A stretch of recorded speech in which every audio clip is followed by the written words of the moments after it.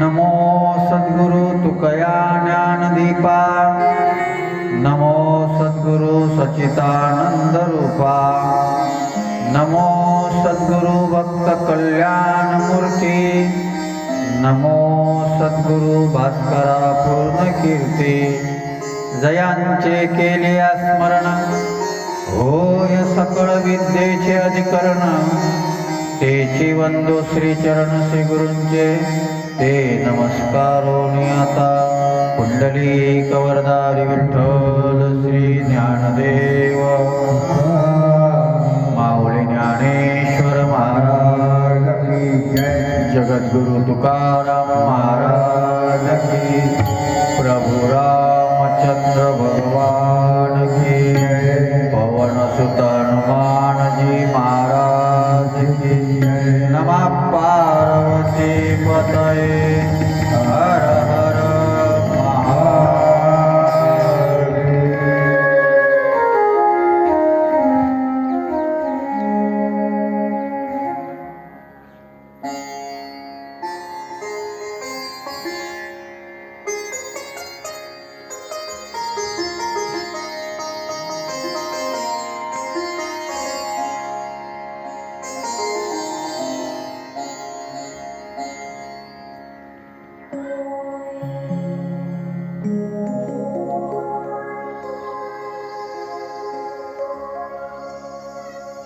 वाल्मिकी महाराजांचाच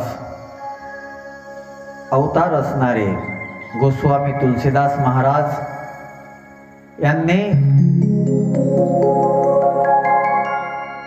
ज्या पद्धतीनं वाल्मिकी महाराजांनी रामायणाची रचना केली,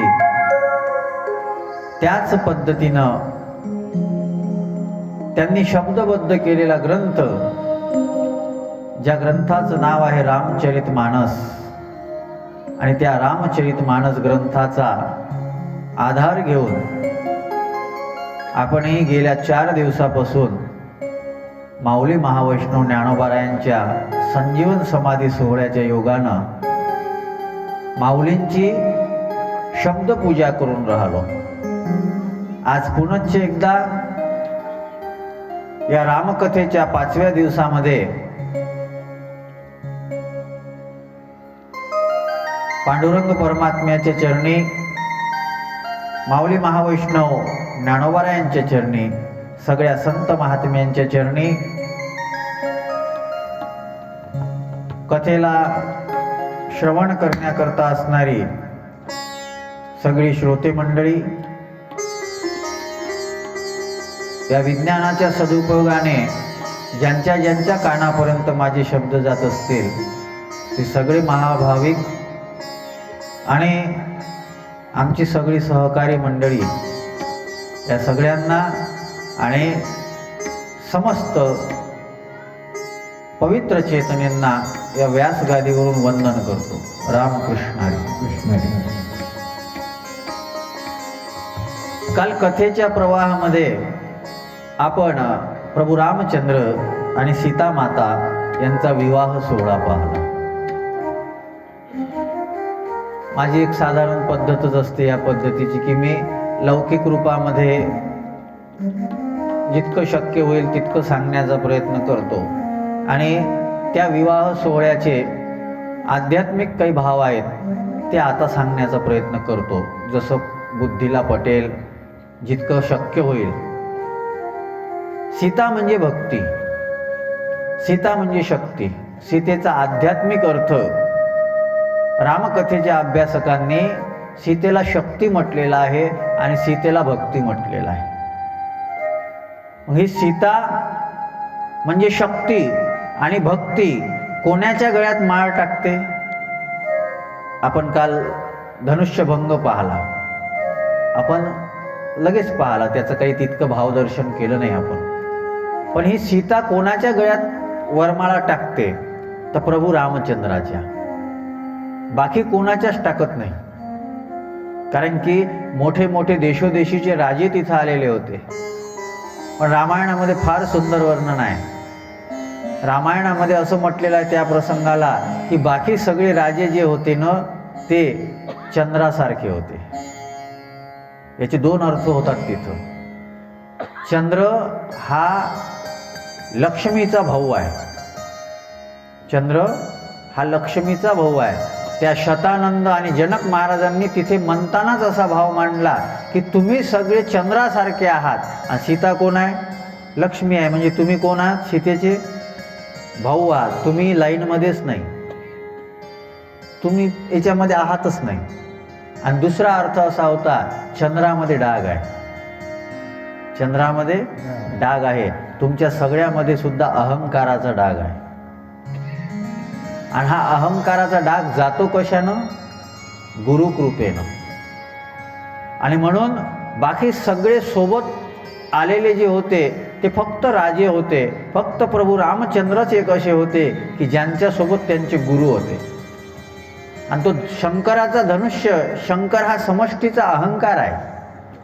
आणि या अहंकाराचा भंग कसा होतो? हे अहंकार तोडता कधी येतो? जेव्हा आपले गुरु सोबत असतात. आपले गुरु सोबत असतात. म्हणून तर सगळ्या संतांनी सांगितलं की आम्ही जे काही आहोत ते आमच्या गुरुमुळे आहोत. आम्ही जे काही आहोत ते आमच्या संतांनी आमच्यावर केलेल्या कृपेमुळे आहोत. अहंकार तसा मोडता येत नाही, तसा वाढत असतो. अहंकार तसा मोडता येत नाही, तसा तो वाढत असतो. म्हणूनच ज्ञानोबारायांनी ज्ञानेश्वरीसारखा दिव्य ग्रंथ लिहिला. आणि ग्रंथ लिहिल्यानंतरही त्याचं जे मोठेपण आहे ते स्वतःकडे घेतलं नाही, आपल्या गुरुकडे दिलं. किंबहुना श्रीनिवृत्ती ठेविली असे जी स्थिती, ते काय देऊ हाती वाचेची आ. काय करता येईल मला? आपला गुरु आपल्याकरता 3 काम करतो. सगळ्यात महत्त्वाचं काम आपला गुरु आपल्याकरता करतो ते म्हणजे पहिलं काम तो करतो, तो जागवतो. दुसरं काम तो करतो, तो काय करतो? तो सांभाळतो. आणि तिसरं काम तो करतो, तो शिकवतो. हेच 3 काम करतात. गुरुकडे याच 3 गोष्टीची अपेक्षा करावी. त्यांना आम्हाला जागं करावं. आणि गुरु जागं 2 गोष्टी करतात. म्हणून बघा, तुम्ही रोज काकड्यामध्ये म्हणतात जगजोगी जगजोगी, जाग जाग बोलती. 2 वेळा जाग शब्द आला आहे. त्याचा अर्थ काय आहे? एक जागृती जी आहे ती स्वरूप जागृती आहे आणि एक जागृती जी आहे ती कर्तव्य जागृती आहे. आपण काय केलं पाहिजे? कर्तव्याची जागृती देतात आणि कर्तव्याच्या जागृतीनं अधिकार सिद्ध झाला की नंतर स्वरूपाची जागृती देतात. कर्तव्य जागृती देतात सगळ्यात पहिले. आपण आपले कर्तव्य विसरलो. या देशाचे नागरिक म्हणून आपले काही कर्तव्य आहे.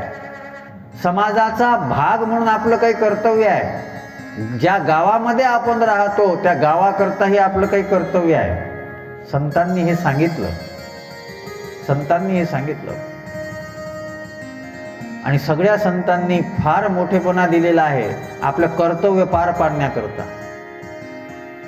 स्वामी रामभद्राचार्य यांना एका टीव्ही न्यूज अँकरनं विचारलं, बोले स्वामीजी, अगर आपके सामने प्रभु रामचंद्र खड़े रहते हैं और एक बाजू में आपके सामने भारत माता खड़ी रहती है, तो आप सबसे पहले किसके पैर छुओगे? स्वामी रामभद्राचार्य जी ने तभी जवाब दे दिया, बोले भैया, मैं सबसे पहले पैर छूऊंगा भारत माता के, क्योंकि वो भारत माता सिर्फ मेरी माता नहीं है, आपकी माता नहीं है, वो श्री राम की भी माता है. क्योंकि श्री राम ने भी जन्यनी जन्मभूमिच्च स्वर्गादपि गरीयसी कहा हुआ है. और अगर मैं राम के पहले मैं भारत माता को पैर छूऊंगा तो राम को सबसे ज़्यादा आनंद होगा. आपलं जबाबदारी आहे, आपलं कर्तव्य आहे, आपलं. अरे आपण फार भाग्यवान आहोत. किती भाग्यवान आहोत आपण. एकनाथ महाराजांनी म्हटलेलं आहे, भरतखंडी नरदेह प्राप्ती हे तो परमभाग्याची संपत्ती. आपण जर दुसऱ्या देशामध्ये जन्माला आलो असतो तर घरामध्ये दारूचे गिलास घेऊन फिरलो असतो. आपण जर दुसऱ्या देशामध्ये जन्माला आलो असतो तर आपण चुकीचे कपडे घातले असते. आपण दुसऱ्या जन्मामध्ये जर जन्माला आलो असतो, चुकीचं वागलो असतो. भारत शब्दाचा अर्थ फार गोड आहे. ऐका, भारत शब्दाचा अर्थ फार गोड आहे. अरे ज्या भूमीमध्ये राम आणि कृष्णाला जन्म घ्यायची इच्छा होती ती भूमी किती पवित्र असेल. भारत, भ आ रत. भ म्हणजे भगवान, आ म्हणजे आसक्त, आणि रत म्हणजे प्रेम करतो, आदर करतो. आ म्हणजे आदर करतो, रत म्हणजे प्रेम करतो. भगवान ज्या लोकांना आदर देतो आणि भगवान ज्या लोकांवर प्रेम करतो, ज्यांच्या अधीन असतो, त्या लोकांचा समूह म्हणजे भारत आहे. त्या लोकांचा समूह भारत आहे. आणि म्हणून आपलं कर्तव्य आहे. म्हणून संतांनी सगळ्यात पहिले जे काम केलं ना, ते एकच काम केलं. कोणतं? कर्तव्य जागृती दिली. कर्तव्य जागृती आहे. उठा जागे व्हारे आता, हे कर्तव्य जागृती आहे. उठा उठा साधू संत साधा आपुलेले हित, ही कर्तव्य जागृती आहे. आणि मग ही कर्तव्य जागृती दिल्यानंतर नंतर समोरचा भाग आहे मी वासुदेव तत्वता. ह्या झाला स्वरूप बोध. आणि हे कोणी दिलं? हे संतांनी दिलं. हे संतांनी दिलं. तुकाराम महाराज तर म्हणतात, आम्ही बोरीचे झाडं होतो, पण संतांनी, आम्ही संतांच्या मागं गेलो, त्या संतांनी आमचा स्वीकार केला आणि आम्हाला त्या संतांनी व्यापून घेतलं. गोडभंग आहे. संताने सरता केलो कैच्या परी, संताने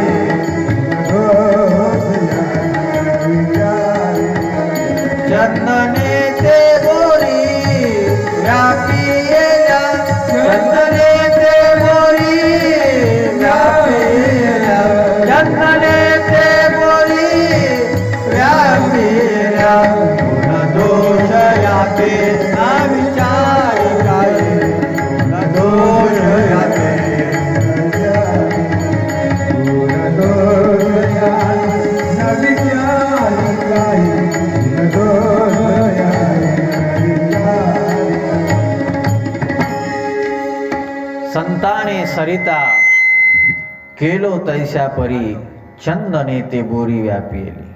गुण दोष याते न विचारी काही, ठाव दिला पायी आपुले.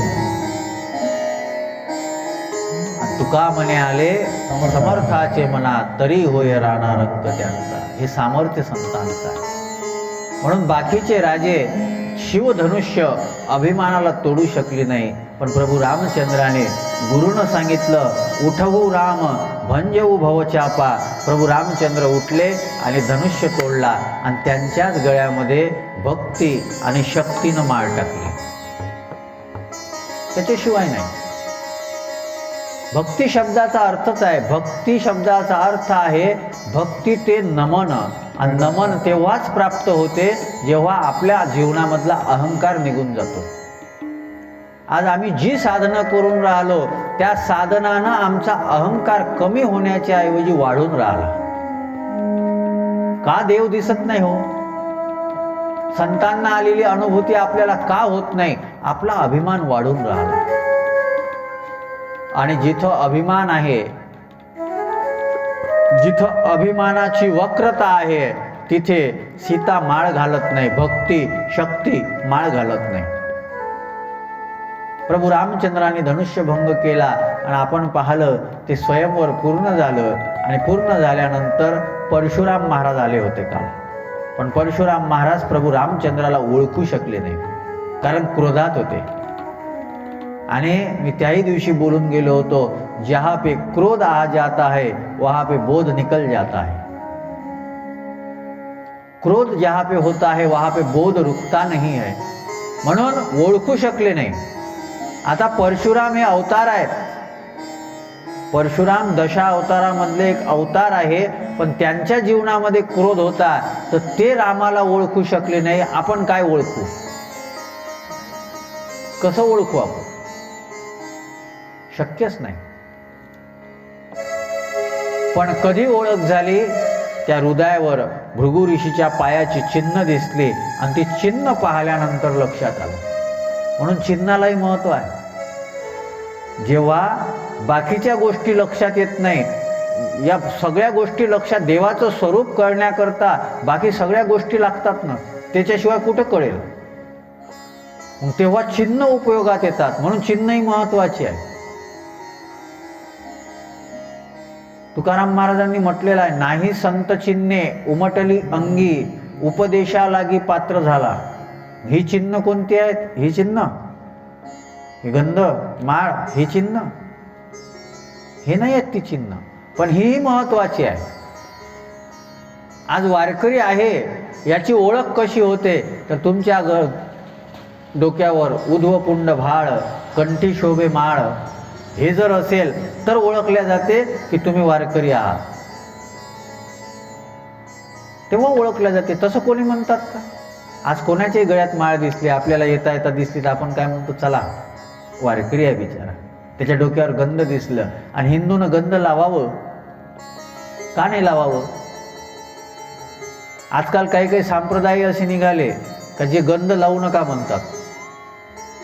माझे हात जोडून विनंती आहे, माता भगिनींना आहे, ते पांढऱ्या साड्यावाल्या येतात ना, सावध राहा त्याच्यापासून. अरे आपली भारतीय संस्कृती सौभाग्याची संस्कृती आहे. पांढरे कपडे घाल, बरं ठीक आहे, पांढरे स्त्रिया पांढरे कपडे कधी घालतात? स्त्रिया गंध कधी मोडून टाकतात? आणि आपण तिथं जातो. आपल्याला बुद्धी नाही. कुठे गेली आपली बुद्धी? कुठं विकली आपण? आमच्याही गावात आलते ते, मी दिले हाकलून लेगायले. म्हणलं चुकीचं काही बोलाल तर लक्षात ठेवा, कार्यक्रमात तुमचा बंद पाडेल मी कार्यक्रम. कशाला गरज आहे? अरे वेगळे, तुम्ही बघा आपल्याकडे वैष्णव परंपरेमध्ये वेगवेगळे मत आहेत. वल्लभाचार्य वेगळे आहेत, निंबार्काचार्य वेगळे आहे, रामानुजाचार्य वेगळे आहे, वारकरी वेगळे आहेत. हे सगळे वैष्णव परंपराच आहे. यांचं राहणं वेगळं असेल, राहणं वेगळं असेल, तत्वज्ञान एक आहे. ते वेदाला विरोध करत नाहीत, ते शास्त्राचे सिद्धांत इकडं तिकडं ढकलत नाहीत. यांनी तर स्वतःच शास्त्र निर्माण केलं. देव नाही आहे, ते आमचे कोणतरी आहे तेच देव आहेत, बाकी कोणी देव नाही. 84 लक्ष योनी नाही आहे, फक्त 84 जन्म आहे. तुझ्या बापान पाहिले? नामदेव महाराजांना माहित नाही का? नामदेव महाराज सांगतात 21 लक्ष अंडज, 21 लक्ष जारज, 21 लक्ष उद्वीज आणि 21 लक्ष स्वेदज, असे 4 योनी आहेत. त्या प्रत्येक योनीमध्ये जीवाला फिरावं लागते. मग नामदेव महाराजापेक्षा हुशार आहे ते, डोक्याला गंध लावत नाहीत. आपण कुठेही जातो, आपला, माझी कथेच्या माध्यमातून विनंती आहे, निष्ठा पक्की ठेवावी. आणि निष्ठा पक्की असेल तरच उपयोग आहे. आणि मी तर अजूनही म्हणत असतो, त्याच्याही पुढे जाऊन म्हणतो, महाराष्ट्रामध्ये राहून ज्ञानेश्वर महाराज आणि तुकाराम महाराजांनी वाढवलेल्या वारकरी संप्रदायाला सोडून बाकीच्यांच्या मागं लागत जर तुम्ही असाल ना, तर तुमचं पाप आडवं आलेलं आहे. दुसरं काही नाही आहे. काहीच गरज नाही दुसऱ्याला काही हे करायची. हां, त्यांच्यानुसार जे मानत असतील त्यांना मानू, त्यांच्यानुसार जे मानत असतील त्यांना मानू. आम्ही गाडगे बाबांना मानू, कारण की तुकाराम महाराजांचे अभंग घेत होते. आम्ही तुकडोजी महाराजांना मानू, कारण त्यांनी सांगितलं की मी ग्रामगीता जी लिहिली ती ज्ञानेश्वरीच्या कृपेनं लिहिली. त्यांना मानू आम्ही. ज्यांचं कोणाचं काही तत्वज्ञान नाही, काहीच नाही. तत्वज्ञान असणारे संत फक्त वारकरी संत आहेत, बाकी संत नाहीत. बाकी काय आहे? चमत्कार. चमत्कार शिल्लक राहत नसतात. चमत्कार शिल्लक राहत नसतात. शिल्लक राहते ते ज्ञान, आणि ज्ञान टिकलं पाहिजे. चमत्कार कुठं शिल्लक राहतात?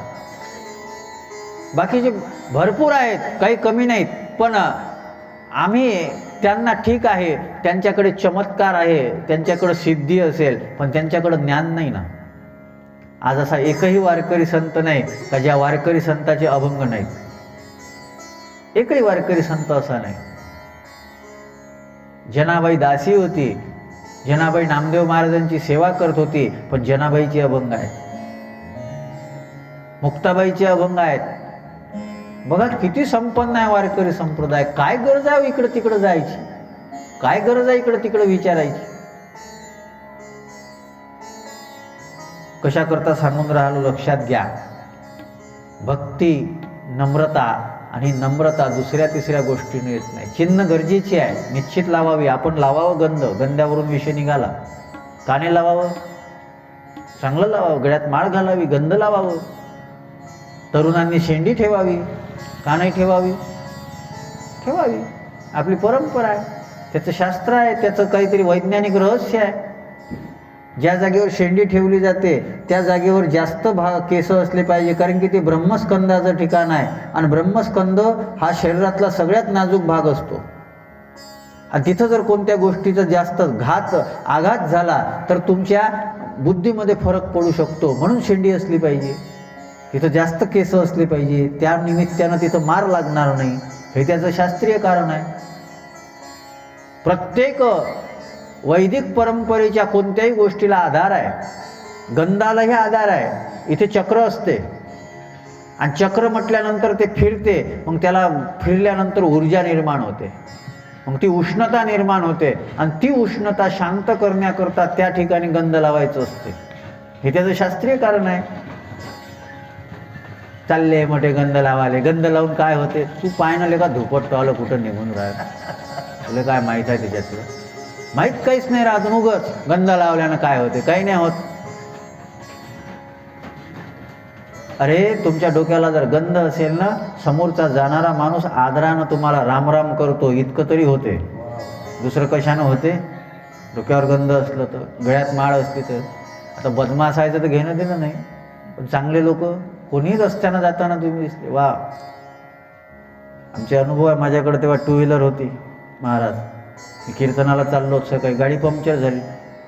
सकाळीच पंक्चर झाली, सकाळीच 6:30, 7 वाजताची गोष्ट असेल. ते आमच्या गावापाशी लाडखेड आहे, तिथे गेलो. गाडी त्याला दाखवली, त्यानं पंक्चर काढून दिला. आणि पंक्चर काढून दिला, मी खिशातली 50ची नोट काढली, त्याला देऊन राहिलो. ते म्हणे महाराज देऊ नका, आम्ही म्हणे कथा कीर्तनाला तर येऊ शकत नाही, इतकी तर सेवा करू द्या तुमचीवाली. सकाळी बोवणीच्या टाईमला त्यानं पैसे नाही घेतले माझ्याकडून. कोणता तरी दुकानदार बोवणीच्या टाईमला पहिलं गिऱ्हाईक तसं पाठवते. काही काही असतात. काय महाराज आज कुठं आहे खाले? तू खाऊ घालून का पागला? अरे आमच्या विठ्ठलानं आमच्याकरता व्यवस्था करून ठेवली, आमच्या ज्ञानेश्वर महाराजांनी व्यवस्था करून ठेवली. आमच्या ज्ञानेश्वर महाराजांना माहीत होतं की मला लोकांनी त्रास दिला, पण माझं भजन जे करतात, माझी ज्ञानेश्वरी जे वाचतात, माझे अभंग जे वाचतात, माझा हरिपाठ जे रोज करतात ना, त्यांना कधी खाण्याची कमतरता पडणार नाही. आणि ज्या दिवशी त्यांना खाण्याची कमतरता पडेल ना, त्या दिवशी महाराष्ट्रात खरा दुष्काळ पडेल. तोपर्यंत नाही पडणार. तुम्ही निमित्त द्या. तुम्ही खाऊ घालत नाही, आम्ही आमच्या प्रारब्धाचं खातो. विठो तुझे माझे राज्य, आम्ही आमच्या विठ्ठलाचं खातो. त्यानं आमच्या प्रारब्धामध्ये जिलेलं आहे, तो तुम्हाला निमित्त केलेला आहे. आपलं आहेच काय इथं? बरेच लोक आम्हाला म्हणतात, त्या लोकांनी हे सप्ते येऊन पाहिले नाही अजून, की काय लोक किती आदर करतात, किती सन्मान करतात. आम्ही त्याची काळजी घेतो. आता मग आम्हाला नाश्ता नाही करायचा होता थोडंसं पोटामुळं, तर मी त्यांना म्हटलं माझा चहा प्यायचा नियम नाही आहे, पण मला त्यांच्या चेहऱ्यावर असं वाटलं की यांना बरं नाही वाटलं, तर मी म्हटलं कप थोडासा 2 घोटाचा चहा द्या. कारण की एवढ्या प्रेमानं जे आमची व्यवस्था करतात ना, नियम तुटला तर चालते पण कोणाचं मन तुटता कामा नये, ही काळजी आम्ही घेतो. याचा अर्थ असं नाही जे जमत नाही ते खा म्हणून म्हणत जा म्हणून. ते एखाद्याचा भाव पोहण्यात मग सगळेच जण म्हणायचं चला महाराज चहा घ्यायले. चहा त्याच्या इथं कसा घेतला? मी घेत नाही बरं, आत्ताच सांगून राहिलो. त्यांना म्हटलं थोडासा करा काळा एक घोटाचा. म्हटलं नाही, तुमच्याकडं काही नाश्ता केला तर चहा घेतो. चिन्ह ही महत्वाची आहे, वापरली पाहिजे. आणि त्या चिन्हावरून परशुराम महाराजांनी ओळखलं की हे राम आहेत. भृगु ऋषीच्या पायाची चिन्ह दिसले, लावलं पाहिजे, गंध हे सगळं केलं पाहिजे. असो. आणि नंतर दर्शन घेऊन परशुराम परत गेले आणि सीतामातेनं माळ टाकली. आणि आता जनक महाराजांनी अयोध्येमध्ये निमंत्रण पाठवलं की महाराज, तुमचे पुत्र राम यांनी धनुष्य भंग केला. धनुष्यामध्ये स्वयंवरामध्ये ते विजयी झाले आणि विजयी झाल्यानंतर त्यांनी सीताच्या गळ्यामध्ये माळ टाकली. पण त्यांचा विवाह सोहळा आपल्याला साजरा करायचा आहे आणि म्हणून आपण सगळेजण या. आणि प्रभू रामचंद्राच्या विवाहाची गोष्ट ऐकल्याबरोबर दशरथ महाराज जे आहे वरात घेऊन अयोध्येवरून जनकपुरीमध्ये येण्याकरता निघाले. जनकपुरीमध्ये सुंदर व्यवस्था केलेली आहे आणि तिथं पोहोचल्यानंतर तो विवाह सोहळा साजरा होऊन राहिला. तेव्हा शतानंद महाराज जे होते त्यांनी विचार केला की इथं 3 चिरंजीव अजून आहेत ना, लक्ष्मण आहे, शत्रुघ्न आहे, भरत आहे आणि आपल्याकडं अजून कन्या आहेत, उर्मिला आहे, मांडवी आहे, श्वेतकीर्ती आहे. एक काम करू, यांचाही विवाह झाला तर सोन्याहून पिवळं होईल. आणि म्हणून त्यांनी विश्वामित्र महाराजांकडे गोष्ट काढली आणि विश्वामित्र महाराज म्हणाले, महाराज दशरथजी, जनक महाराज आणि शतानंदजी यांचा असा प्रस्ताव आहे की या 3 कुमारांचाही विवाह. जनक महाराजांचे हे प्रस्ताव ऐकून विश्वामित्र महाराजांना आनंद झाला आणि 4ही भावाचं लग्न आता तिथे पार पडलेलं आहे. काल प्रतिकात्मक रूपामध्ये आपण रामसीतेचा विवाह पाहिला आणि सुंदर व्यवस्था आहे. मी त्याच दिवशी सांगितलं रामायणामध्ये 2 लग्न आहेत. आता इथे लग्न झालं आणि जेवणाची व्यवस्था सुरू आहे. आणि जेवत असताना लग्नामध्ये जागरण झालेलं असते. अन्न जे असते ते हेवी अन्न असते, थोडं जड अन्न राहते, म्हणून ते पचलं पाहिजे याच्याकरता लग्नामध्ये हास्यविनोद केले जातात. जागरण झालेलं आहे, सगळं आहे. मग सगळेजण हास्यविनोद करू लागले. तेव्हा जनकपुरीमधल्या ज्या सीतेच्या मैत्रिणी होत्या त्या म्हणू लागल्या, म्हणे अयोध्येमध्ये खूप चांगलं आहे. काय म्हणे, प्रसाद खाल्ले काच लेकरं होतात. प्रसाद खाल्ले का लेकरं होतात. आणि लक्ष्मण महाराज होते जरा तापट. लक्ष्मण महाराजांनी उत्तर दिलं, म्हणे आमच्या इथं प्रसाद खाल्ले तर लेकरं होतात आणि तुमच्या इथं जमीन उकरली का लेकरं निघतात पेटीतून. ती सीते जमिनीतून निघाली होती. आणि आता तुम्ही जसे हसले ना तसेच सगळेजण हसले. आणि असं हसत राहिलं ना तर अन्न चांगलं पचते. हसत खेळत राहिलं अन्न चांगलं पचते. नेहमी टेन्शनमध्ये राहिलं तर अन्न पचत नाही लवकर. म्हणून हास्य जे आहे ना हे देवानं दिलेलं वरदान आहे. म्हणून एक गाणं म्हणू का? म्हणू पक्क? टाईम आहे ना तुमच्याकडं? टाईम आहे ना का घाई आहे? गडबड नाही कोणाला? म्हणू का गाणं? अरे सांगा ना, म्हणू का? हो, तुम्ही गाणे ऐकायला आले का रामायण ऐकायला आले? मुस्कुराते रहो, गुनगुनाते रहो, जीवन संगीत है, गीत सजाते रहो.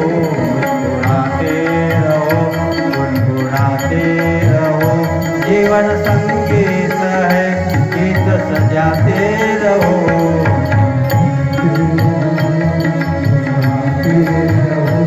जीवन संगीत है,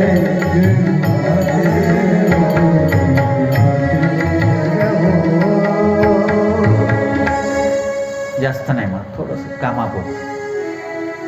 मुस्कुराते रहो, गुनगुनाते रहो, जीवन संगीत है, स्वर सजाते रहो. फार सुंदर आहे आयुष्य. हसत खेळत राहा. आणि मस्त हास्य विनोद चालू आहे. आणि हे सगळं चालू असताना आता जवळपास 1 महिन्याचा कालावधी संपत आला. पण तरीही जनक महाराज अयोध्येतल्या वरातीला परत जाऊ देत नाहीत. पहिले लग्न खूप लंबे चालायचे, फार लंबे लग्न. आता माहीतच पडत नाही. पहिले काय होतं, लग्नाच्या टेस्ट मॅच राहायच्या. जसं क्रिकेटच्या टेस्ट मॅच 5-5 दिवस टेस्ट मॅच, तसे लग्न 8-8, 9-9 दिवस चालायचे. मग कालांतरानं काळ बदलला आणि काळ बदलल्यानंतर वन डे चालू झाला. क्रिकेटमध्ये वन डे चालू, एका दिवसात सगळीकडं तिकडं. आता अजूनही नवीन पॅटर्न आला, 20-20, 4 घंट्यात मॅच गायब. तसं आता लग्नाचंही झालं. पहिले 8-8, 9-9 दिवस चालायचे, नंतर मग 2 दिवस. आता सकाळी या, 2 घंट्यात निघून जा, लग्न संपलं. पहिले थाट असायचा लग्नाचाही. त्या नवरदेवाचा किती थाट असायचा, किती थाट होता त्या नवरदेवाचा. तो पहिले तर तो लग्वीला गेला तरी बँड वाजे. काहून नवरदेव लग्वीला चालले, मग त्याला बँड. इतका थाट राहायचा नवरदेवाचा. आता कोणते थाट राहिले, काही राहिलं नाही. माहीतच पडत नाही लग्न झालं काय झालं काय नाही, काही माहीत पडत नाही. वेळच राहिला नाही लोकांना, वेळच नाही राहिला लोकांना. आयुष्य जगायला वेळ नाही राहिला. लोक म्हणजे काय, हमाल झाले, हमाल. फक्त प्रयत्न करतात, जमा करतात, आयुष्य जगणं विसरले. आता कोणी कोणाच्या इथं जायला वेळ नाही, काही राहिलं नाही.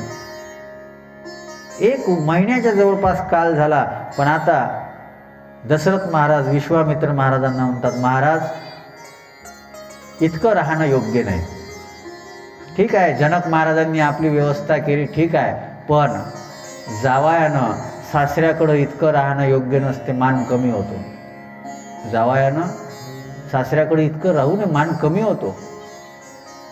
आणि तुम्ही पहा, आता आम्हाला काही अनुभव नाही म्हणा, आमचा मान तर दिवसेंदिवस वाढूनच राहिला. पण जावयाचं गणित असते. तो जेव्हा नवीन लग्न झालेलं असते आणि तो जेव्हा येते ना, तेव्हा काय त्याची व्यवस्था होते. वा वा वा. पाट, साबण, साबण साधन असते, वास येणारं असते. हे जास्त वास येणाऱ्या वस्तू कोण वापरतात माहीत आहे का, जे आंघोळ करत नाहीत ते. हे सेंट वगैरे तेच वापरतात, खरकटे लोक तेच जास्त वापरतात.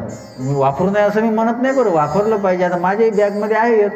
आम्हाला भेट देतात लोक, काय भेट देतील काही सांगता येत नाही. भेट आमचे मित्र आहेत, त्यांच्या साड्याची सेंटची फॅक्टरी आहे बारामतीला. तसं बारामतीचं काही घेतलेलं मला आवडत नाही, पण तरी मग आता ते काय, तर त्या दिवशी त्यांच्याकडे गेलो तर त्यांनी ते 2 सेंट दिले मला. एक ते खिशात ठेवता येते, एक शिशी आहे छोटीशी, ते असं मारता येते. ठीक आहे मारा. पण मी पाहिलं हे सेंट वगैरे हे नवीन पोरं का वापरतात माहीत आहे का, हे आंघोळच करत नाहीत जास्त. मग आंघोळ नाही केली तर अंगाचा वास येते. मग तो वास लपवण्याकरता सेंट असतो.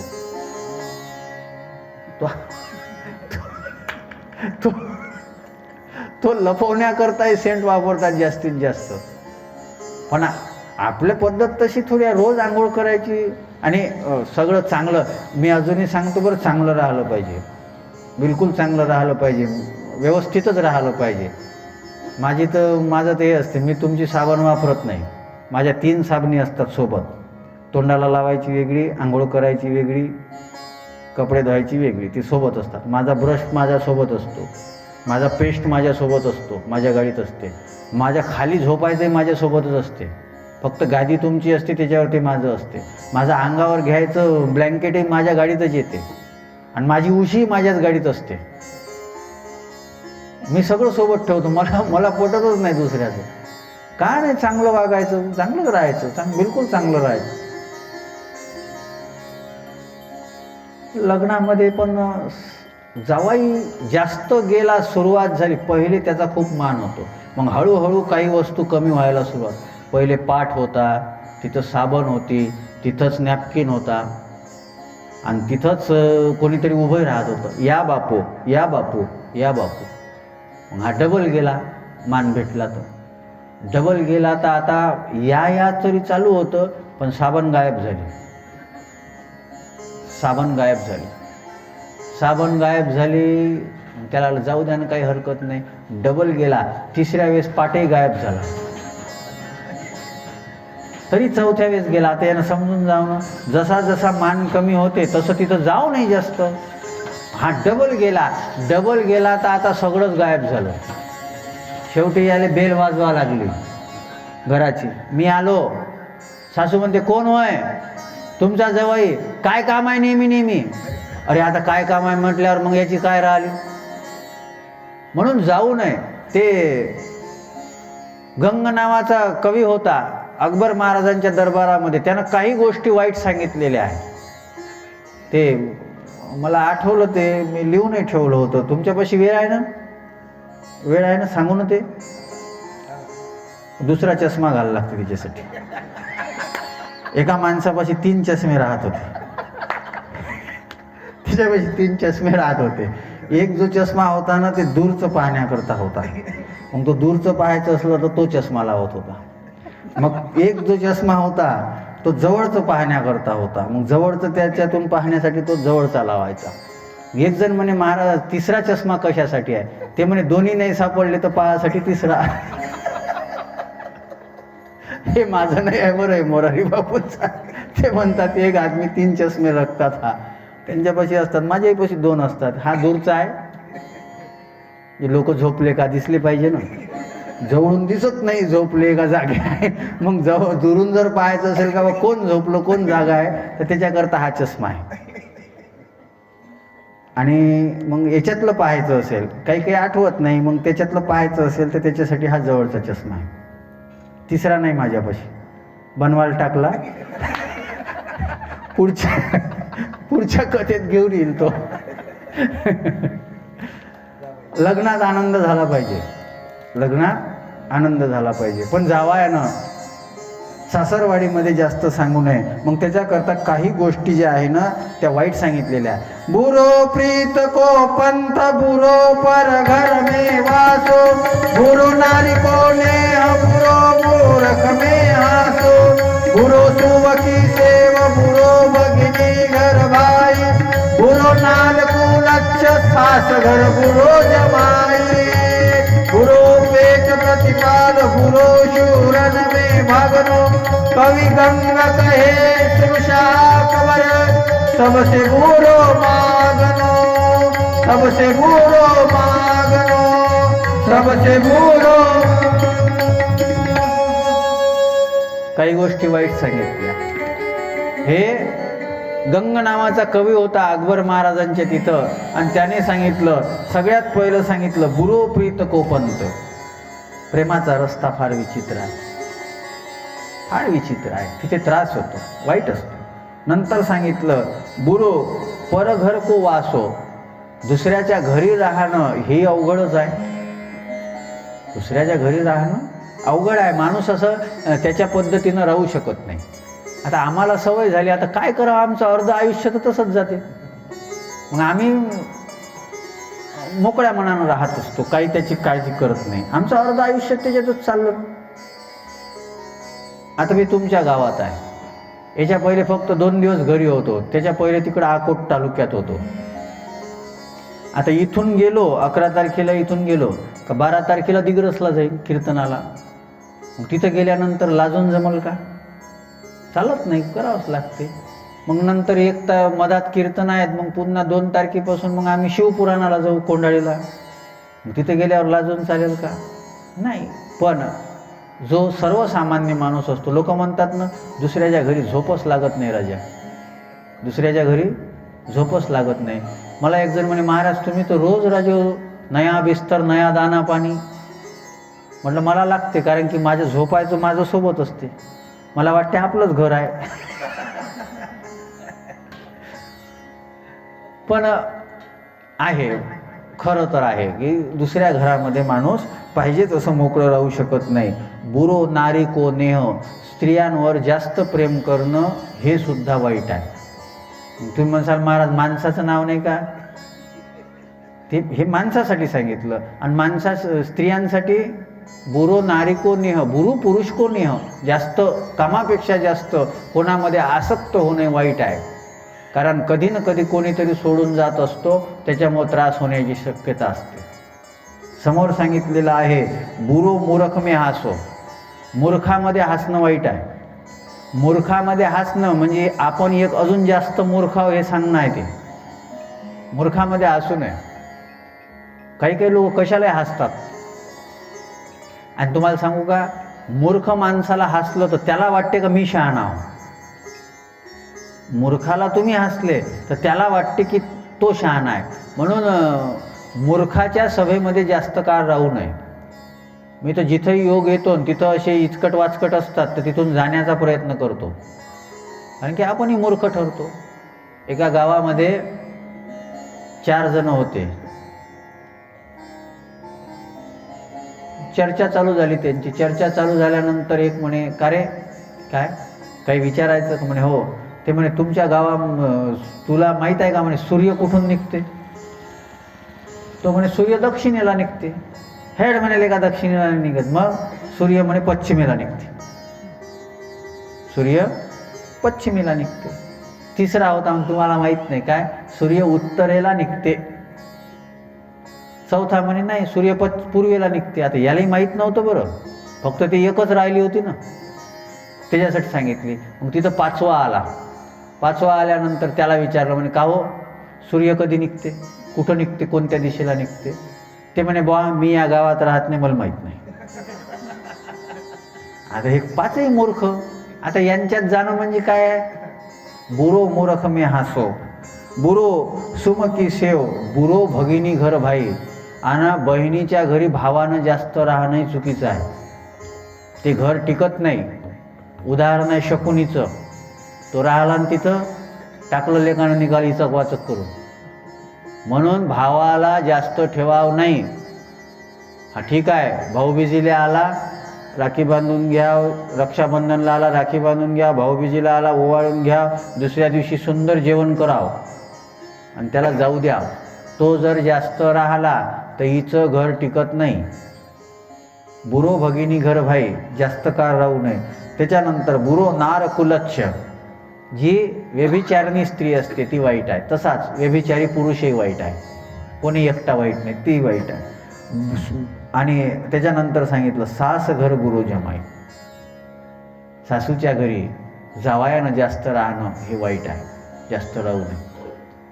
आपण सासूला तर जावई इतका आवडते, तिला वाटते काय करावं काय नाही करावं, हा आल्यावर कायच करावं असं. ते मोरारी बापू सांगत होते म्हणे, एका कथेत मी असं सांगितलं, ते उडीसागा कुठंतरी कथा होती आणि जावाई आला होता म्हणे कथा ऐकायला. आणि नेमकं त्याच दिवशी हे सांगितलं. ते जसा आला तसा पळाला. गाडी नव्हती तर सायकल काढली भाड्यानं, ते घेऊन चालला गेला. मी नाही राहत नव्हती गाडी, सायकलनंच चालला गेला. मग ती सासू आली सकाळी. मोरारी बापू बोले कथा करते जाओ ना. बोले मैं यह कथा ही तो करता हूँ. बोले ये कौन सी कथा है? बोले रामायण छोड़ देते हो और ये बोलते हो बोले बुरो सास घर जमाई, मेरा जमाई कल आया था वो भाग गया. बोले कथेसाठी जवाई आला असेल तर राहायला जमते. कथा कीर्तना करता आला असेल तर राहायला जमते, त्याच्याकरता बोलवलंही पाहिजे. बरेच गावं आहेत की ज्या गावामध्ये दिवाळीला बोलवत नाही, त्या सप्ताह जेव्हा असतो ना तेव्हा लेकीला आणि जावयाला बोलवतात. बोलवलं पाहिजे, पण तसं त्यानं जास्त येऊ नये, त्याची फजिती होते. बुरो पेट प्रतिपाल, बुरो शूरन में भागनो. युद्ध चालू आहे आणि युद्ध चालू असताना तिथून जर तुम्ही पळून जात असाल वाईट आहे. अर्जुनाला तेच तर सांगितलं, अरे रणांगणामध्ये आल्यानंतर झुंजणं हा शास्त्र स्वभाव आहे आणि तू परत जायच्या गोष्टी करतो. नपुंसक आहे का तू? बुरो मूर्ख में हासनो, बुरो शूरन में भागनो, कवी गंग कहे सुनो शाह अकबर, सबसे बुरो मागणो. आणि सगळ्यात वाईट जर असेल तर मागणे, कोणाच्या पुढे हात पसरणे सगळ्यात वाईट आहे. हे कशावरून निघालं? बुरो सास घर बुरो जमाई, सासूच्या घरी सासऱ्याच्या घरी सासरवाडीमध्ये जावयानं जास्त राहू नये. आणि म्हणून विश्वामित्र महाराज जनक महाराजांकडे गेले आणि जनक महाराजांकडे गेल्यानंतर जनक महाराज म्हणतात, महाराज बोला ना. म्हणे आता जास्त राहायचं नाही आहे, खूप काळ झाला, आम्हाला विदाई द्या. आणि आता कन्या विदाई होऊन राहिली. पुनश्च एकदा रामायणामध्ये कन्या विदाईचा प्रसंग आला. जनक महाराज मोठे विचारवंत आहेत, तत्वज्ञानी आहे, पण ते जनक महाराजसुद्धा सीता जेव्हा जाते तेव्हा त्यांनासुद्धा वाईट वाटते. मधामध्ये खूप सुंदर व्यवस्था केली आणि सुंदर व्यवस्था करत करत गोस्वामी तुलसीदास महाराज म्हणतात, बीच बीच वास करी अवध पोहोचे समवेत. अयोध्येमध्ये पोहोचलेले आहे. सगळ्यांना आनंद झाला, कारण की सीता आणि राम दोघंही इथं आलेले होते. एकटे गेलेले राम सीतासहित आले आणि सीतेसोबत काही तिच्या दास्या आल्या होत्या.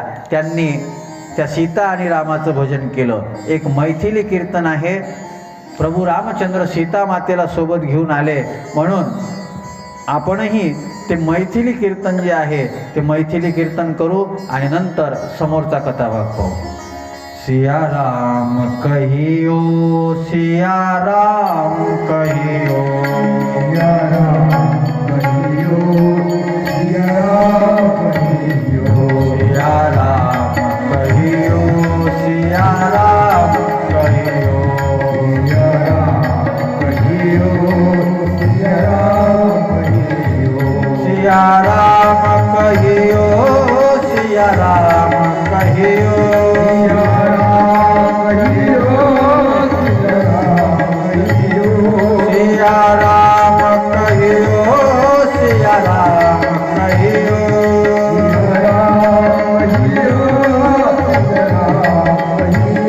सिया राम कहियो, सिया राम कहियो.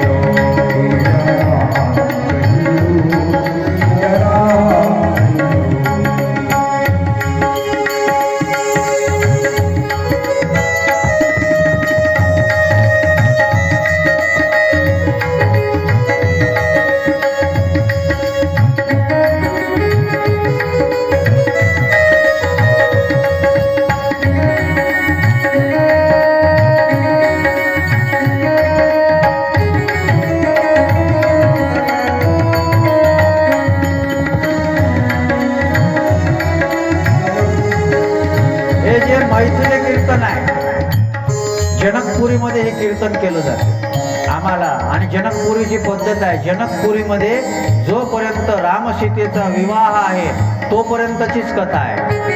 ते सीतेला परत पाठवत नाही. भाव खूप सुंदर आहे. हे गाणं नंतर आलं, मुझे तुम याद आते हो, मुझे तुम याद आते हो.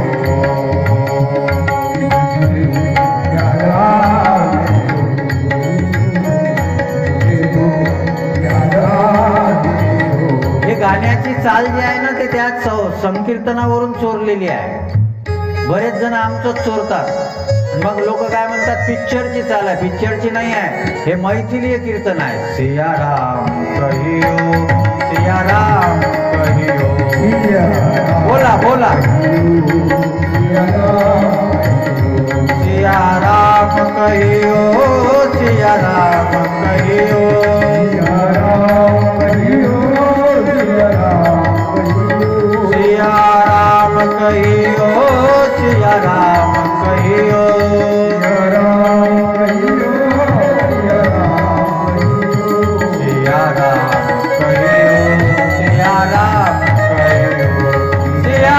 कहियो, सिया राम कहियो, सिया राम कहियो, सिया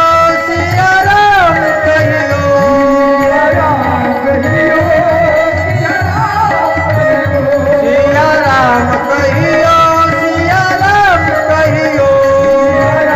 कहियो, सिया राम कहियो, सिया राम कहियो.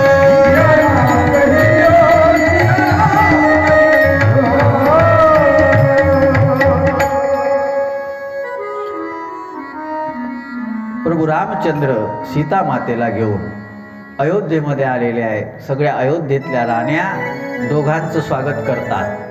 आनंद आहे. पण जोपर्यंत मंगल फल तोडलं जात नाही, मदन फल तोडलं जात नाही, तोपर्यंत पती पत्नी एकत्रित राहू शकत नाही. म्हणून त्या दिवशी प्रभू रामचंद्र कौसल्या मातेच्या राजप्रसादामध्ये झोपले. आणि कौसल्या मातेच्या राजप्रसादानंतर झोपल्यानंतर कौसल्या माता प्रभू रामचंद्राला विचारते, म्हणे, हे राम, हे राघव, हे रघुनाथ, तू गेल्यानंतर काय काय झालं? त्यांनी सांगितलं, म्हणे, आई, रस्त्यानं जात असताना ताडका नावाची राक्षसीन आली आणि त्या राक्षसीनीला मी मारलं. म्हणे, अरे राम, तू तर खूप लहान आहे, सुकुमार आहे, त्या राक्षसीनीला कसं काय मारलं? मार्ग जात भयावन भारी, केही विधी तात ताडका मारी. कशी काय तू त्या ताडकेला मारलं? मला समजत नाही, तुझ्याकडून हे कसं काय घडलं? तेव्हा प्रभू रामचंद्र म्हणतात, सकल अमानुष कर्म तुम्हारे, केवल कौशिक कृपा सुधारे. फक्त विश्वामित्र महाराजांच्या आशीर्वादामुळे झालं. जे मी मगाच सांगितलं, अभिमान घेत नाही, स्वतः सांगतात की मी केलं नाही, विश्वामित्र महाराजांच्या आशीर्वादामुळे घडलं. आणि मग कौसल्या माता प्रभू रामचंद्राला म्हणते, रामा, तुझ्या शिवाय असणारं जे आयुष्य आहे ना, ते आयुष्य काही उपयोगाचं नाही. म्हणून एक काम कर, मला माहित आहे तू कोणीतरी परतत्व आहे, ब्रह्मा आहे. तुझ्या शिवायचं जे माझं आयुष्य होतं ना, ते आयुष्य माझ्या जीवनामधून काढून टाक. ते जगणं काय उपयोगाचं आहे? ते जगणं काय उपयोगाचं आहे? खरं तर जगण्याला चव कधी येते? जगण्याला चव कधी येतो?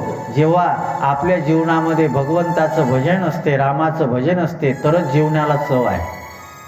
जीवनाला चव कधी येते? कधीतरी ज्ञानोबाराय, तुकोबारायांसारख्या संतांच्या संगतीमध्ये राहण्याची आपल्याला सवय जेव्हा होते ना, तेव्हा जीवनाला चव येते.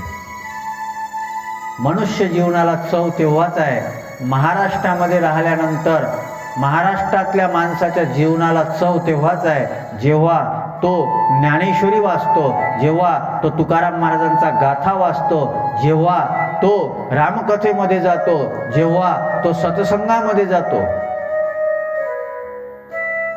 ही महाराष्ट्राची भूमी आहे. या भूमीमध्ये छत्रपती शिवाजी महाराज तुकाराम महाराजांच्या कीर्तनात येऊन बसत होते. कारण की तुकाराम महाराजांनीच सांगितलं, तुका म्हणे जिने भले संत संगष्टने. त्या संगतीमध्ये जर जीवन जात असेल तरच उपयोग आहे, नाही तर काय आयुष्याला किंमत आहे? अरे हे तर सगळेच करतात, सगळेच करतात. खाणं पिणं राहणं काम करणं कोण करत नाही? याला आयुष्य म्हणत नाही. याला काय म्हणतात माहित आहे? आपण ओझं उचलत जर राहत असू तर आपण माणूस म्हणून घेत नाही, आपण गाढव आहोत. आपण गाढव आहोत. खंती ते न करा होणे गाढव कुत्रा. गाढव कुत्रा व्हावं लागेल असं करू नका. ओझ, आयुष्यभर ओझ, फक्त याच्याकरता हे आयुष्य दिलेलं नाही. म्हणून ती कौसल्या माता म्हणते, रामा, तुझ्याशिवाय जे आमचं जीवन गेलेलं आहे, काळ गेलेला आहे ना, तो काळ आमच्या जीवनातून काढून टाका. आता आपल्या जीवनामध्ये राम तर येणार नाही, आपल्या जीवनामध्ये कृष्ण तर येणार नाही, आपल्या जीवनामध्ये विठ्ठल प्रत्यक्ष रूपामध्ये येणार नाही, पण त्यांचं नाव जे आहे ना, त्यांचं नाव हेच आपल्याकरता त्यांचं काम करून जातात. तुझ्या नामाचा महिमा तुझं न कळे मेघश्यामा, तुका म्हणे आम्हा जन्म गोडे यासाठी. आणि म्हणून तुकाराम महाराज म्हणतात की जर तुम्ही त्या विठ्ठलाचं, रामाचं, कृष्णाचं भजन करत नसाल ना, तर तुम्हाला सांगतो भजन करा, नाही तर तुमचा जन्म वाया आहे. सांगतो तुम्हासी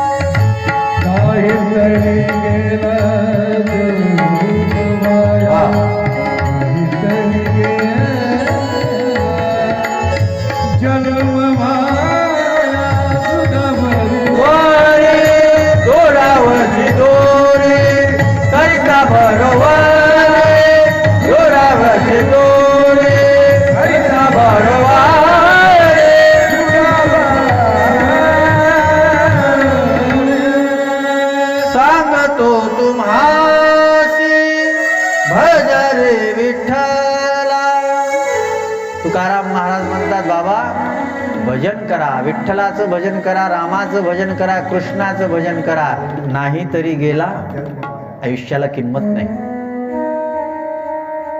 म्हणून कौसल्या माता म्हणते, रामा माझ्या आयुष्यातलं तो काळ जो आहे, जो तुझ्या शिवाय आहे, तुझी संगत नाही, तुझी अनुभूती नाही, तो काळ माझ्या आयुष्यामधून काढून टाक. भगवान सकाळी उठतात, दुसऱ्या दिवशी सुदिन सोधी कलकंकन छोरे, मंगल मोद विनोदन मोरे. पूजा होते, विधी होतात आणि मदनफळ सोडलं जाते, गाठ सोडली जाते. ती गाठ एकामेकाला सोडायची असते आणि एका हातानं सोडायची असते. प्रभू रामचंद्राला ती गाठ लवकर सुटत नाही. सगळेजण विनोद करतात, म्हणे एवढा मोठा धनुष्य तोडता आला, पण बायकोच्या हाताची गाठ सोडता नाही येत. आणि तेव्हापासूनच सुरुवात झाली, हार स्वीकारावा लागते. माणूस कितीही ताकदवान असो, होम मिनिस्टर गृहमंत्र्याच्या पुढे मात्र तो पराभूत होतो. रामही तिथं थारला. आनंद आहे, सगळीकडे आनंद साजरा करून राहिले. आणि आता विश्वामित्र महाराज म्हणतात, दशरथजी माझं काम झालं, तुमच्या मुलाचा विवाह सोहळा संपन्न झाला, आता मला इथून जाऊ द्या, मला आता इथून जाऊ द्या. साधू विनाकारण कुठं थांबत नाही. विश्वामित्र महाराजांचं काम संपलं आणि विश्वामित्र महाराज आता विदाई मागतात. आणि संताचं येणं हे सुखदायक असते आणि संतांचं जाणं जे आहे ना ते वियोगदायक असते. संत आणि असंत याच्यामध्ये फरक काय आहे? संत आणि असंत याच्यामध्ये फरक काय आहे?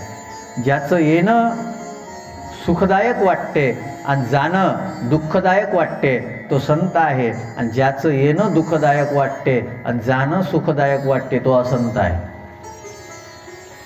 म्हणून तर नाथ महाराजांनी प्रार्थना केलेली आहे की माझ्या जीवनामध्ये संतांचा वियोग कसाच घडता कामा नये.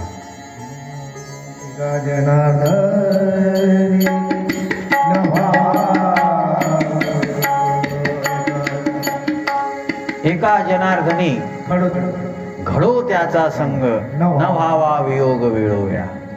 जन्म भेटू दे आणि भेटल्यानंतर संत महात्म्यांचा वियोग होता प्राप्त नाही. एका जनार्दनी घडो त्याचा संग, न व्हावा वियोग, वियोग होऊ देऊ नको. पण विश्वामित्र महाराज समोर अपेक्षा व्यक्त करतात, महाराज आता आम्हाला जाऊ द्या. आणि त्या विश्वामित्र महाराजांच्या समोर दशरथ महाराज म्हणतात, नाथ सकल संपदा तुम्हारी, मैं सेवक समेत सुत नारी, करऊ सदा लरिकन पर छो, दर्शन देत रहब मुनी सो. नाथ हे सगळं तुमचं आहे, आम्ही राज्यकारभार करू, संसारामध्ये व्यस्त राहू, आमचं येणं होईल तुमच्याकडं सांगता येत नाही, पण तुम्ही नेहमी येत जा. साधूचा संग हा सुखदायक असतो. साधूचा सहवास हा प्रत्येकाला हवा हवासा वाटतो. आणि म्हणून महाराज आम्हाला तर कधी वेळ मिळेल सांगता येत नाही, पण तुम्ही येत चलत जा, तुम्ही येत चलत जा. विश्वामित्र महाराज आशीर्वाद देतात आणि विश्वामित्र महाराज निघून जातात. गोस्वामी तुलसीदास महाराज बालकांड येथे समाप्त करतात आणि समाप्त करत असताना म्हणतात की मी जी ही कथा सांगितली, हे वर्णन केलं, हा अपार समुद्र आहे. निजगिरा पावनी कर्ण कारण, राम जस तुलसी कहो, रघुवीर चरित अपार बारिधि पारु कवि क्यों ने लहो, उपवीत ब्याह उछाय मंगल सुनि जे सादर गावही, वैदेही राम प्रसाद ते जन सर्वदा सुख पावही. त्या सगळ्यांना ज्यांनी हे चरित्र ऐकलं त्यांना सुख प्राप्त होईल. सिय रघुवीर विभाव जे सप्रेम गावही सुनही, तिन कहू सदा उछाहू, मंगलात नर राम जसू. त्यांच्या जीवनामध्ये मंगलता प्राप्त व्हावी असा आशीर्वाद देतात आणि गोस्वामी तुलसीदास महाराज बालकांडाला समाप्ती करतात. पहिला कांड संपला. किती कांड आहेत? 7. दिवस कोणता आहे? 5वा. अर्धा होत चालला. आणि तुम्ही म्हणसाल महाराज तुम्ही आत्ता बालकांड सांगितला, उरलेले कवा सांगता? सबका पूरा होता मेरा भी हो जाएगा. रावण मारायला वेळ लागत नाही, लवकर मरतो रावण, वेळ लागत नाही. पण महत्त्वाचा भाग होता आनंद तत्व. आणि रामचरितमानसमधला सगळ्यात मोठा कांड आहे बालकांड. त्याच्यामुळं तरी मी खूप प्रयत्न करतो बरं घाईघाईनं सांगायचं, तरी मला समाधान होत नाही. बऱ्याच गोष्टी राहून जातात. प्रत्येक कथेचा अनुभव असा आहे, असं वाटते हे सांगितलं पाहिजे, हे सांगितलं पाहिजे, आणि सांगितल्यानंतर वाटते हे राहून गेलं. कारण की पोहोचवायची असते ना कथा, आणि जन्म आणि विवाहापर्यंत पोहोचवायची असते. ते झाकीवाले तयार असतात आणि सांगण्यात माणूस रंगून गेलो तर तो प्रसंग मागं राहते. म्हणून मग तिथं घाई गडबडीनं पोहोचावं लागतं. पण तुम्हाला खरंच श्रवणाचा आनंद, तुम्हाला त्याच्यातला रस असला तर लक्षात येते की कथा फार गोड आहे. आणि बालकांडाला विराम देऊन अयोध्याकांडाचा प्रारंभ आहे. आणि या अयोध्याकांडाचा प्रारंभ करत असताना महत्त्वाचं सूत्र सांगतो. बालकांड हे बाल्यावस्थेचं प्रतीक आहे आणि अयोध्याकांड हे यवनावस्थेचं प्रतीक आहे. बालकांडामध्ये दृष्टी शुद्ध झाली पाहिजे आणि यवनावस्थेमध्ये मन शुद्ध झालं पाहिजे. म्हणून यवनावस्थेचं हे कांड आहे आणि तिथं पुरुषार्थाची गरज आहे. म्हणून पहिले संस्कृत श्लोकानंतर जो दोहा आलेला आहे ना, त्या दोह्यामध्ये हेच वर्णन आहे. श्री गुरुचरण सरोज रज निजमन मुकुल सुधार वर्णव रघुवर विमल जसुदोदायक फलचार. ते सगळं प्राप्त व्हावं ही अपेक्षा आहे. पण यवनावस्थेमध्ये कोणाचं चरित्र मार्गदर्शक आहे तर भगवान शंकराची वंदना सगळ्यात पहिले केली. यस्यांगे च विभूती भूधर सुता देवापगा मस्तके भाले बाल विधुर्गले च गरलम यस्योरसी व्यालराट सोयंभूती विभूषण सुरवर सर्वाधीप सर्वदा सर्व सर्वगत शिव शशिनिभ श्री शंकर पातो माम. भगवान शंकराचं वर्णन केलं, फार सुंदर आहे. आपलं तारुण्य टिकावं असं वाटत असेल तर भगवान शंकराच्या या वर्णनाचा आधार घ्यावा. आज तारुण्य बिघडत चाललं. तरुण मुलांच्या चेहऱ्यावर वृद्ध झाल्यासारखे भाव दिसून राहिले. गालात गेलेले आहेत, अकाळी केस पांढरे होऊन राहिले,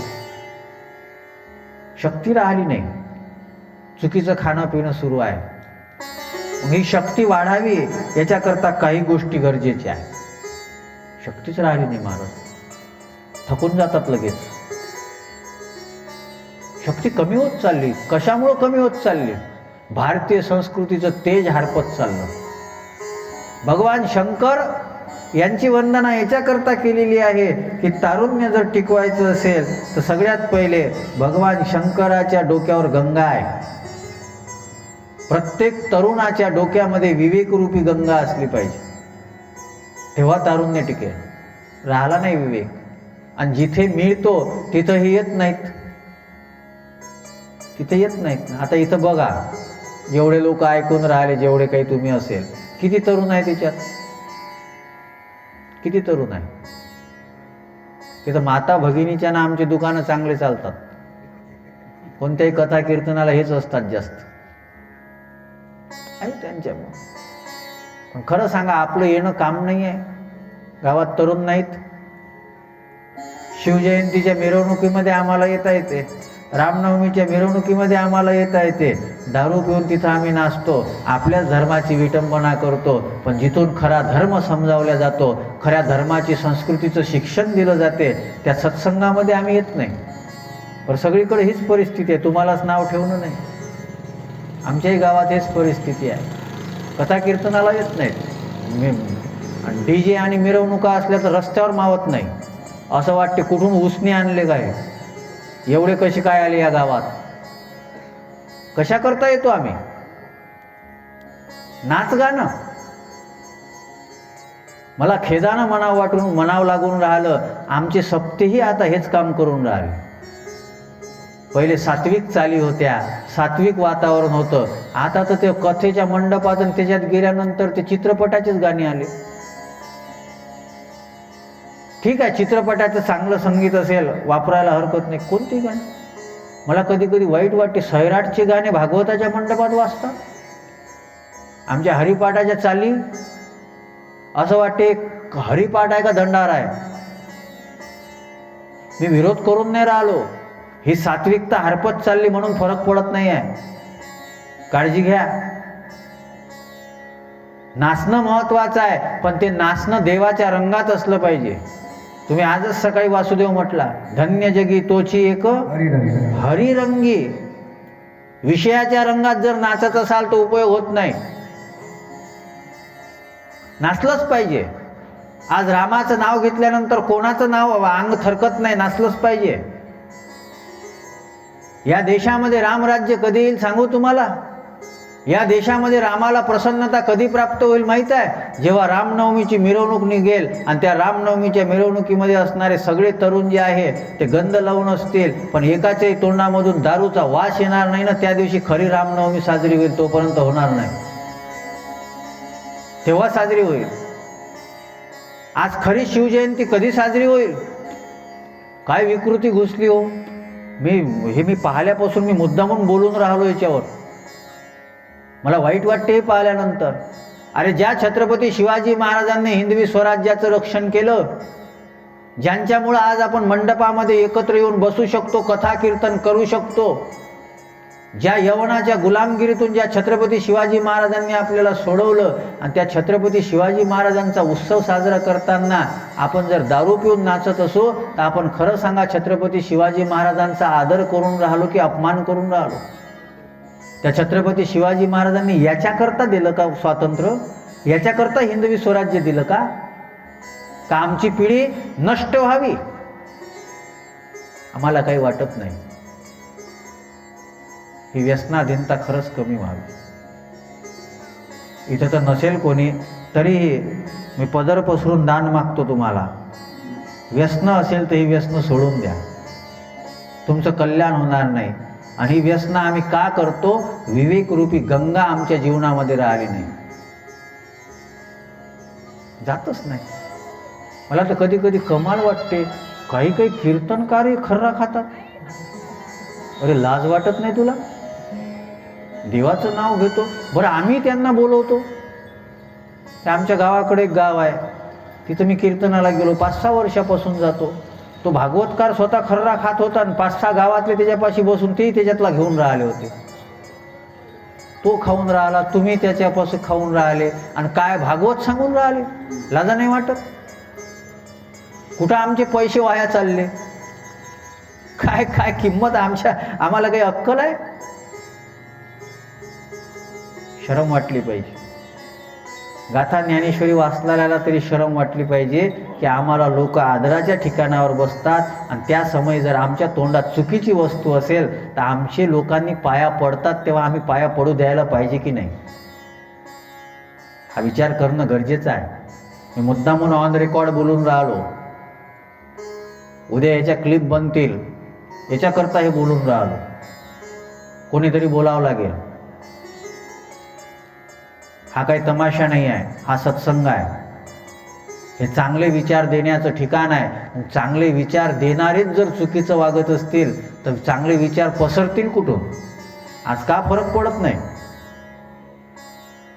विवेकरूपी गंगा राहिली नाही. दुसरं, भगवान शंकराच्या डोक्यावर चंद्र आहे, चंद्राचं तेज असते. आज कुठं तेज राहिलं? पावडर लावल्यानं तेज वाढते का? फेअर अँड लवली लावल्यानं तेज वाढते का? त्यांना तेज नाही वाढत. तेज वाढते साधनेनं, तेज वाढते चांगलं वागल्यानं, तेज वाढते निर्व्यसनी जीवनानं. हां, चांगल्या गोष्टी खा ना, जे खाण्याकरता आहे. आता आम्हाला इथं 2-3 दिवस पान नाही भेटलं तर आम्ही म्हटलं काकाजीला पान द्या म्हणून. खा ना, चांगलं साधं सोप सुपारीचं पान खा, काय हरकत आहे? चांगलं अन्न सेवन करा, चांगलं खा ना, काय फरक पडून राहिला? करू नका असं मी म्हणत नाही. आम्ही रोज जेवण झाल्यावर बाहेर असलो की पान खातो. त्यांनी आणूनही दिले काल आम्हाला पाटलांनी. त्यांना वाटलं ते खात नाही, म्हणलं आम्ही वाटच पाहत होतो केव्हा भेटते तर जेवण. खाल्लं पाहिजे, चांगलं आहे, पाचक आहे. साधं सोप सुपारीचं खाल्लं, सोप खाल्ल्यानंतर अन्न पचनाला सहकार्य होते, ओवा खाल्ल्यानंतर अन्न पचनाला सहकार्य होते. खाल्लं पाहिजे, का नाही खाल्लं पाहिजे? पण चुकीचं खाऊ नका.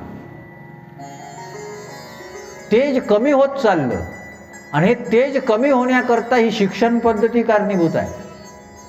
पहिले लोक रात्री लवकर झोपायचे आणि सकाळी लवकर उठून अभ्यास करायचे. आता रात्री झोपत नाही, 2-2, 3-3 वाजता जागेच असतात. आणि काय करतात? सिगरेट. ते टिकण्याकरता मग सिगरेट पाहिजे आणि त्या सिगरेट आतमध्ये सगळं खतम करून राहिले. आज मी पाहिलं, तरुण पिढी पाहतो आम्ही, काय होते कधी कधी आम्ही प्रवासात राहतो, मग ते फेसबुक पाहता पाहता ते रात्री 2, 2:30, 3 वाजताही लोक ॲक्टिव्ह दिसतात. पण त्याच्यात तरुणच जास्त असतात. काय करतात हे तेव्हा? अभ्यास करतात. तेज कमी होत चाललं. योग्य वेळेवर झोपलं पाहिजे, योग्य वेळेवर उठलं, अतिही नसलं पाहिजे आणि अति सर्वत्र वर्ज्यते. तेजच नाही राहिलं. तुम्ही पहा ना, तुम्ही अरे काही तर असं वाटते का हे 20 वर्षाचं पोरगं 50 वर्षाचं दिसून राहिलं. तेज कमी होत चाललं. कशामुळे होत चाललंय? सत्संगात राहिलो तर याचा फरक पडतो बरं.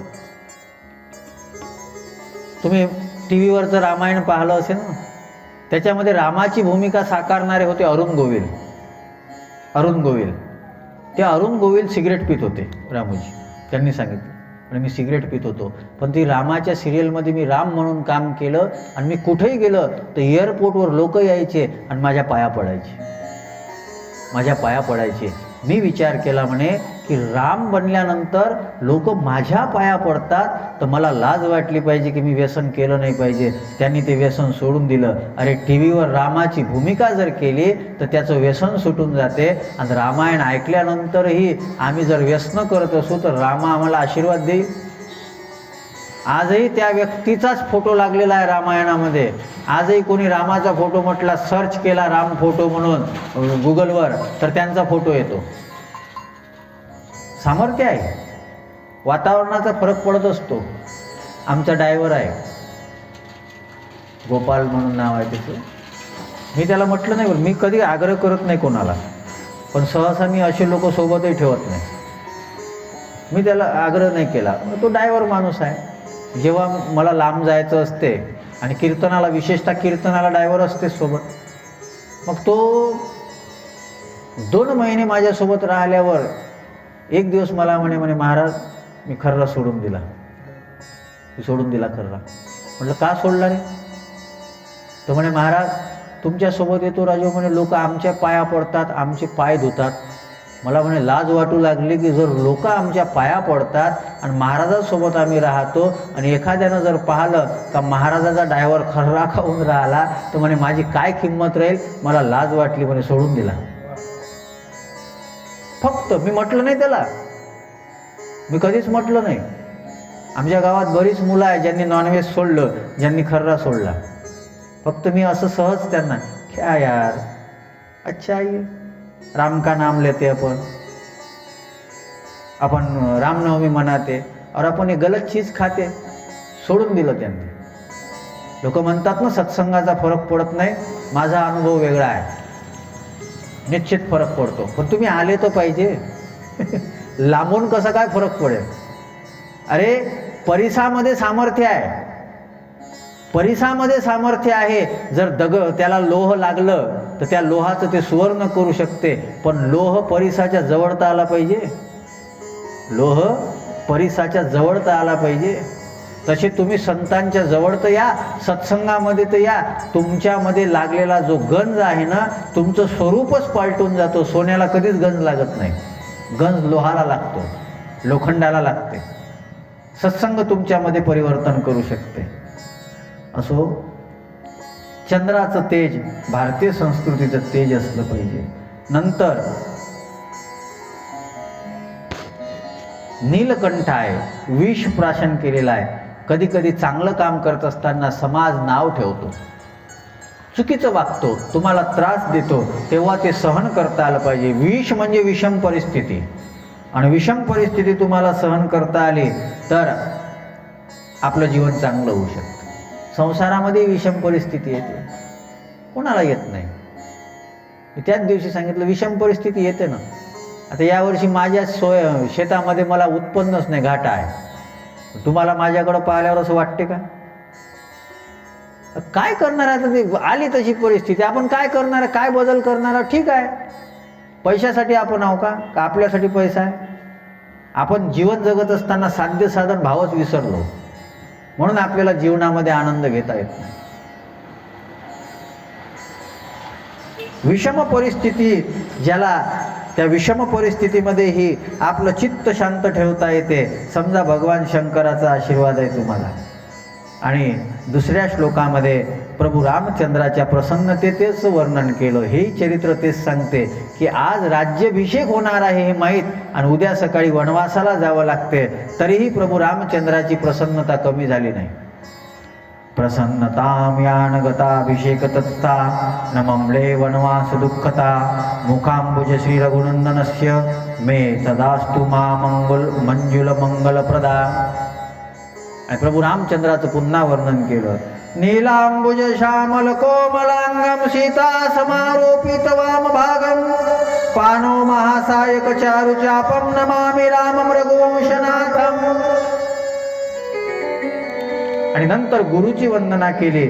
आणि गुरुची वंदना केल्यानंतर गोस्वामी तुलसीदास महाराज म्हणतात की आता अयोध्येमध्ये आनंदच आनंद वाढत आहे. यमते राम ब्याहुगर आये नित नव मंगल मोद बधाये भुवन चारि दस भूधर भारे शकृत मेघ बरषहि सुखचारी रिद्धि सिद्धि संपत्ति नदी सुहाई उमगी अवदाम्बुधि कहाई मणिगणपुर नर नारी सुजाते सुचि अमोल सुंदर सब भाती. अयोध्येमध्ये राम आले. पहिले राम एकटे होते, आता भक्तीला घेऊन आले, आणि आता आनंदच आनंद वाढून राहिला. पण सावध असलं पाहिजे. जीवनामध्ये सुख वाढू लागलं तर दुःख येण्याचं ते लक्षण आहे. रामायण फार गोड मार्गदर्शन देते. कारण सुख मिळाल्यानंतर जर सुख अजून वाढावं ही इच्छा आपण करू लागलो तर दुःख येणारा याच्या करता तयार असलं पाहिजे. सबके मन अभिलाषू अस कहू मनाई महेशू आप अचत जुबराज पद रामही देऊ नरेशू. राम आता राजा बनला पाहिजे, राम आता युवराज बनला पाहिजे. सगळ्यांच्या मनामध्ये ही इच्छा निर्माण झाली, आणि सगळ्यांच्या मनामध्ये हा भाव आहे, आणि ही इच्छा हीच दुःखाची कारणीभूत ठरते. आता अयोध्येवर मोठं दुःख येणार आहे, आणि ते दुःख कोणतं आहे? राम वनवासाला जाणार.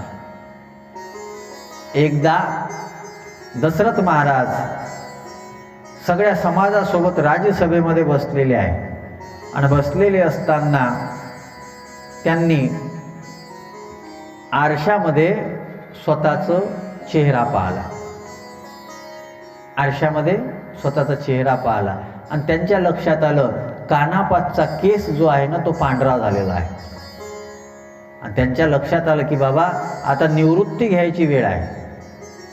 आता कधी केस पांढरे होऊन राहिले, आता जाऊ द्या. पण साधारणतः जुन्या काळामध्ये अन्न वगैरे व्यवस्थित जेव्हा होतं ना, तेव्हा म्हातारपणाची सुरुवात कधी व्हायची माहीत आहे? कानापाचचा केस पांढरा व्हायचा. कदाचित असं असेल तर कानापाशी तो केस सांगत असेल, ए बाबू आता तू काही जास्त दिवसाचा पाहुणा राहिला नाही, म्हणून जास्त प्रकृतीमध्ये गुंतू नको, आता निवृत्तीमध्ये जा, सोड आता हे सगळं. सोड म्हणजे सोडून नाही द्यायचं, पण आसक्ती ठेवू नको. आणि दशरथ महाराजांच्या लक्षात आलं, आणि लगेच त्यांनी निर्णय घेतला की आता योग्य हातामध्ये राज्य द्यावं पाहिजे, दिलं पाहिजे, योग्य हातामध्ये गेलं पाहिजे. त्यांनी मनरूपी दर्पणामध्ये पाहिलं. कारण की तसा आता मला सांगा, मी इथं बसलेलो आहो, तुम्ही सगळेजण ऐकून राहिले, आणि अशा सभेमध्ये जर मी आरसा घेतला आणि आरशामध्ये पाहून राहिलो, लोक काय महाराज लच मटक्या दिसते. अरे इथं बसल्यावर आरशात घरी यावं ना पाहून, आरशात इथं पाहून राहिलं, इथं योग्य आहे का? तसे ते राजे होते ना, त्यांना समजत नाही का?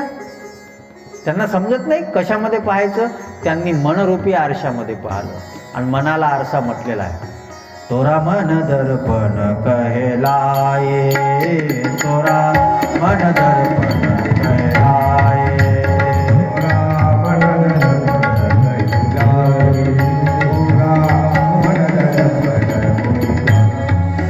भले बुरे सारे कर्मों को देखे और दिखाए, तोरा मन दर्पण कहलाए, तोरा लाए तोरा मन दर्पण कहलाए। भले बुरे सारे कर्मों को देखे और दिखाए, तोरा मन दर्पण कहलाए. मन चुकीचं सांगत नाही, आपण मान्य करत नाही. मन ही देवता, मन ही ईश्वर, मन से बडा नको. मन आपलं सांगते आपल्याला. एक गोष्ट अजून सांगतो. इथे मन या शब्दाचा अर्थ आत्मा असा पाहिजे. आत्मस्वरूपाचं लक्ष आपल्याला घेतलं पाहिजे. या आत्मस्वरूपाचं दर्शन घेतलं पाहिजे. आणि सगळ्यात पहिला विचार जो येत असतो ना, तो देवानं दिलेला विचार असतो. तो कधीच वाईट नसतो. चुकीचं वागणाऱ्याला माहीत असते आपण चुकीचं वागून राहिलो, आत्मा त्याला सांगते, पण तो त्याचा ऐकत नाही, त्याचा ऐकत नाही. लोक आणि आपल्याला जे आपलं स्वरूप दाखवतात, लोक त्याला दोष देतात. लोक त्याला दोष देतात. जुन्या काळामध्ये सांगितलं जायचं, पण एक म्हातारी बाजारामध्ये गेली आणि बाजारामध्ये गेल्यानंतर बाजारात यात्रा भरलेली होती. तिचा घरचा आरसा नसेल बरोबर, तिनं आरसा घेतला. 10-12 वर्षा पहिले तो आरसा घेतला होता, टिकला. मग आता तो बरोबर खराब झाला असेल म्हणून तिनं नवीन आरसा घेतला आणि तिचं तोंड पाहू लागली. तिने ठेवून दिला. दुकानदार बोले क्या हुआ दादी? बोले आईना लो ना. बोले मुझे नहीं लेना. बोले क्यों हो दादी? ती म्हणे मी मागच्या 10-12 वर्षा पहिले आली होती, तेव्हा तो आरसा पाहिला, त्याच्यात मी किती चांगली दिसत होती, आणि म्हणे आता या आरशात मी चांगली दिसत नाही. तो मनातल्या मनात म्हणे डंगरे, तू 12-13 वर्षानं म्हातारी झाली आणि तो आरशाला का दोष देतो? आरसा तुला जे आहे ते दाखवते. तू म्हातारी झाली, अरे तुमच्यामध्ये विकार आहे आणि तुम्ही आरशाला दोष देता. हिंदीमध्ये एक शेर म्हणू का? यही भूल मैं बार बार करता रहा, यही भूल मैं बार बार करता रहा, धूल मेरे चेहरे पे लगी थी और मैं आईना साफ करता रहा. डाग चेहऱ्यावर आहे आणि तुम्ही म्हणता आरसा. आरसा काय करेल? आरसा तर जसा आहे तसं दाखवते. आरशासारखा प्रामाणिक कोणी नाही. जसं असेल तसं तुम्हाला दाखवते. तसं मनरूपी आरसा जो आहे ना, तो सुद्धा तुम्हाला दाखवतो. आणि दशरथ महाराजांनी त्या आरशामध्ये पाहिलं, कानापतचा केस पिकलेला होता आणि आता निवृत्ती घ्यायची आणि रामाला राज्य द्यायचं याचा विचार ते करू लागले. समोरचा जो कथाभाग आहे त्याचं चिंतन दुपारच्या सत्रामध्ये करू. दुपारी 3 ते 5 या वेळेमध्ये कथाभाग होईल. आणि दुपारी राम आणि भरत भेट इथपर्यंतचा कथाभाग चित्रकूटमध्ये जो आहे तिथपर्यंत आपल्याला जायचं आहे. त्याची झाकी होईल आणि 5व्या दिवसाची कथा तिथे संपन्न होईल. आताच्या कथेला विराम. फक्त 1 मिनिट थोडंसं भगवंताचं भजन आणि कथेला विराम. विठ्ठल विठ्ठल विठ्ठल विठ्ठल विठ्ठल विठ्ठल विठ्ठल विठ्ठल विठ्ठल विठ्ठल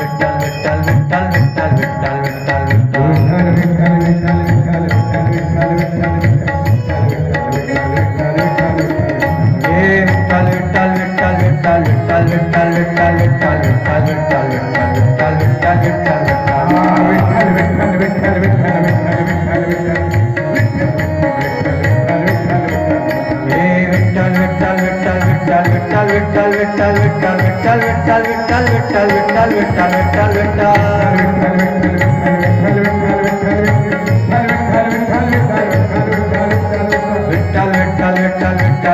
विठ्ठल विठ्ठल विठ्ठल विठ्ठल विठ्ठल विठ्ठल विठ्ठल विठ्ठल विठ्ठल